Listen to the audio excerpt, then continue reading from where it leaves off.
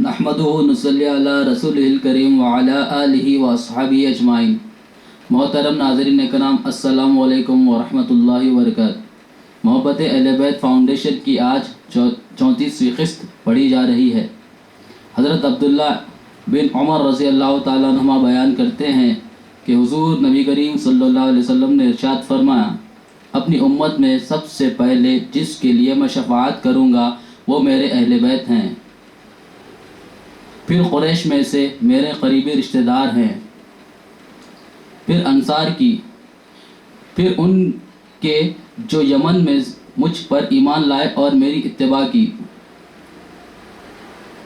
फिर तमाम अरब की, फिर अजम की, और सबसे पहले मैं जिनकी शफाअत करूँगा वो अहले अफजल होंगे।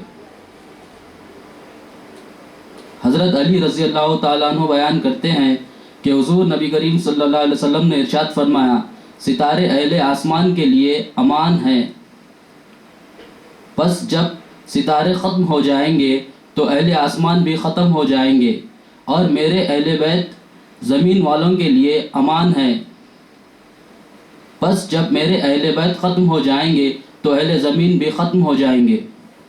इन अहादीस को इमाम तिबरानी ने रिवायत किया है।